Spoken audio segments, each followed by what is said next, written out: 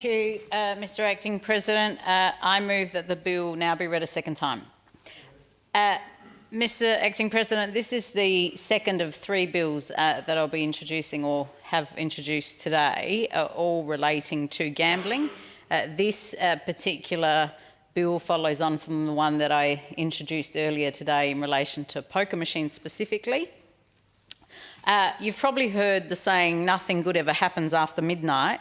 But in this case, we're being generous, 2 a.m. The bill seeks to ensure poker machines in this jurisdiction are turned off between the hours of 2 a.m. and 8 a.m. And it is a modest move, Mr Acting President, but an important one, especially when you consider the harm gambling causes, particularly in those late night, early morning hours when people are most vulnerable. The current requirement that exists in our laws at the moment is for venues to close their poker machine rooms for at least 6 hours a day.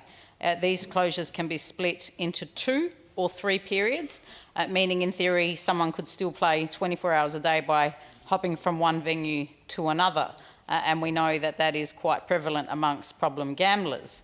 And we also know that problem gamblers overwhelmingly contribute the majority of poker machine revenue, both for venues and in terms of government revenue. We also know that venues manipulate that 6-hour break to the quiet periods that they're likely to have. In effect, somebody doesn't really feel like they're missing out on much. We have had over the years, and I've certainly spoke to problem gamblers over the years who have told me how they simply wait for that venue to reopen its doors so they can go in and continue to gamble on the pick-up effectively where they left off on the same machine that they were playing in the hope of winning back all the money that they've poured into it before being forced to leave for that break that is required in terms of closure. If you're asking why someone needs to be playing poker machines at 3 a.m. or 5 a.m, I think you already know the answer, that there is no good reason. The Alliance for Gambling Reform advocates for machine shutdowns from midnight to 10 a.m, and frankly, that's a position I support. But I'm also a realist, Mr Acting President, and if we can't get there immediately, then what I'm suggesting is let's at least move towards more sensible restrictions. At the moment, when one door closes, another can open. The venue hopping loophole undermines the spirit of the existing 6-hour closure rule, and it is high time that we closed it. And we shouldn't kid ourselves, Mr Acting President. There's clear data backing this up. In 2022, the Australian Institute of Family Studies conducted a national gambling trend study published just last year. And what did that tell us? It told us that people most at risk of gambling harm are those who gamble between midnight and 8 a.m. While the busiest times are typically in the evening, it's those late night and early morning sessions that catch the most vulnerable. Over half of regular poker machine gamblers gamble at least once a week, and many for more than an hour each time. Alarmingly, 6.3% of participants in that study reported gambling for more than 24 hours straight. And that is extraordinary, but it's even more extraordinary that we allow that to happen in this jurisdiction, knowing what we know about poker machines. That's not entertainment, Mr Acting President, that's addiction. And most of these individuals are gambling alone, they're using cash, they're making it easy to hide from loved ones. This isn't a social event, it's a solitary spiral. And if we're serious about tackling problem gambling in South Australia, and that's what we hear, there's not a lot of meat behind that claim when it comes to either side of this chamber. But if we are serious about doing something, that this is one of those small measures that we need to look at very seriously to add protections for people who are unable to protect themselves against those vulnerabilities. It's that simple. The bill also seeks to prohibit certain types of gambling-related signage, specifically anything designed to lure people into venues. We all know the signs, VIP lounge, the neon lights, for example, subtly or not so subtly enticing people in. And removing those signs is another step in the right direction. And I do note that in many European countries, those signs are not allowed. It certainly makes those venues much less enticing for somebody who is wandering by. We shouldn't be encouraging people to walk into these traps.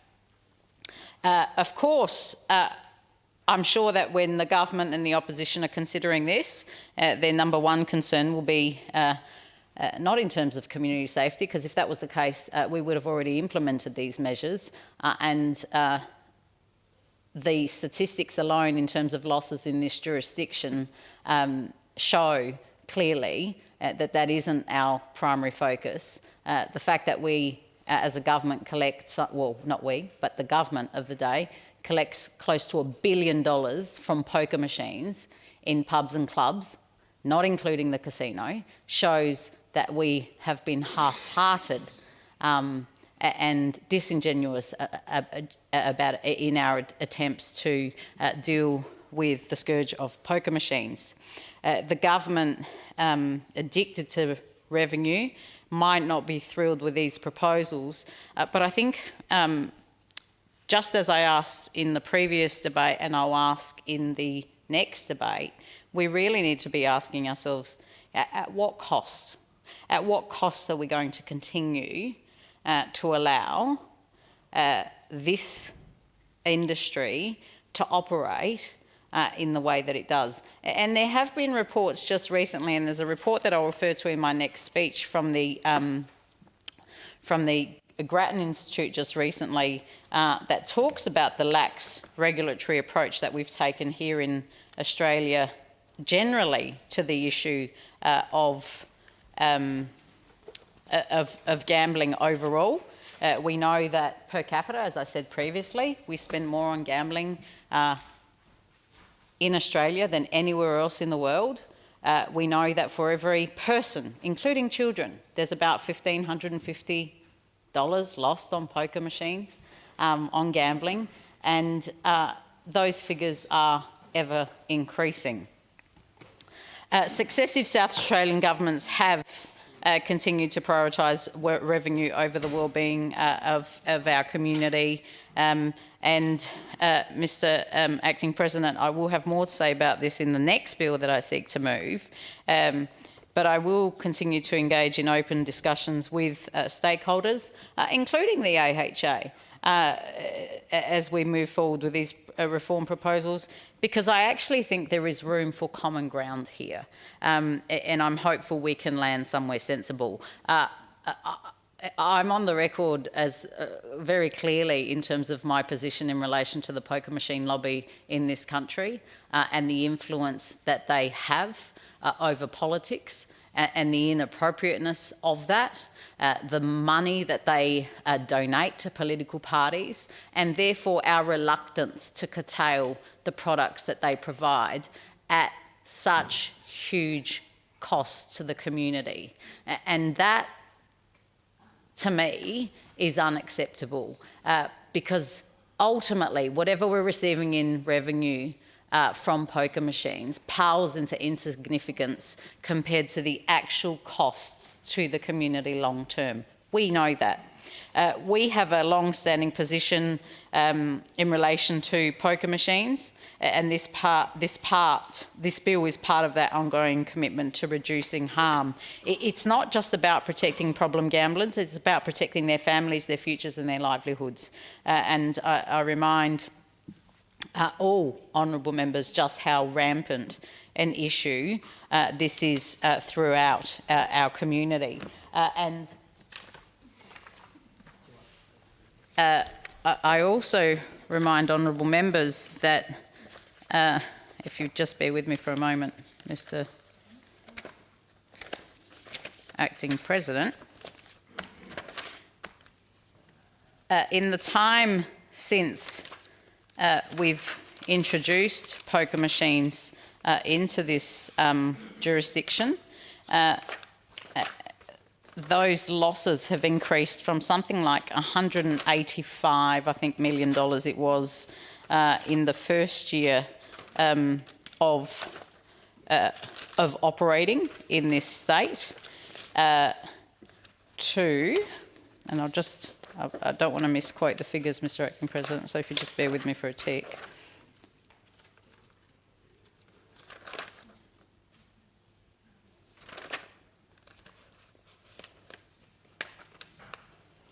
While I'm looking for that, Mr. Acting President,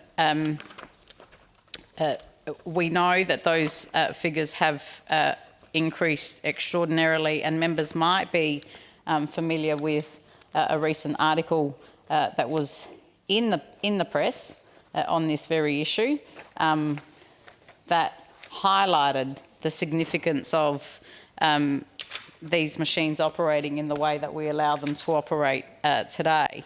But as I said previously, right now as it stands, despite the fact that governments and indeed lobby groups have argued that there hasn't been a real increase in poker machine losses, or indeed that there was an expectation that after COVID we would not see figures increase, the exact opposite has indeed occurred. I think at last count those figures were sitting at about just shy of $1 billion that the government was raking into its government coffers. I think it's also important to note that with that revenue comes a great deal of responsibility on the part of the government and indeed the providers of those machines. And it irks me to know that less than 1% of what we collect via government and venues in terms of revenue actually goes towards the Gamblers Rehabilitation Fund. If you consider almost $1 billion and between the casino, the venues and the government, the proportion of spend that goes towards rehabilitative services is less than 1% of the total revenue source. And I think that speaks volumes about how little we have treated the impacts of poker machines. Again, like I said previously, my previous contribution, we are talking about machines that absolutely wreak havoc on communities. Suicide, poverty, family violence, domestic violence, all these factors, crime, all these factors are intrinsically linked inevitably with gambling addiction, and yet we do nothing meaningful to address them. In fact, the only major reform that this place has made in recent years is a backward step. When we, under the former government, with the support of this government, introduced note acceptors into this jurisdiction, we effectively undid the number one harm minimisation measure that we had in this jurisdiction. And we've seen how much that has cost us now, and you don't need to take my word for it. The figures speak for themselves in terms of those losses. So, Mr. Acting President, just for the benefit of members, I have split these bills into separate bills, and I expect that whilst I would love the idea of discussing with government and the opposition all of the proposals, I don't want the government to be put off one because they're all packaged together. And so what I'm asking of members of this place is to consider each one individually on its merits. I did have those figures that I quoted, Mr. Acting President, and I'll end with this. But on the anniversary of poker machines in this jurisdiction, when we did an assessment in my office of those losses, we had $185.4 million in the first year, Those cumulative losses have now reached $19.7 billion, of which the government has gained $7.8 billion in taxes and venues have reaped $11.9 billion. It is laughable when the government or industry says that they put money back into providing appropriate services, and most of that money that I've just referred to comes off the back of not entertainment, but problem gambling and gambling addiction.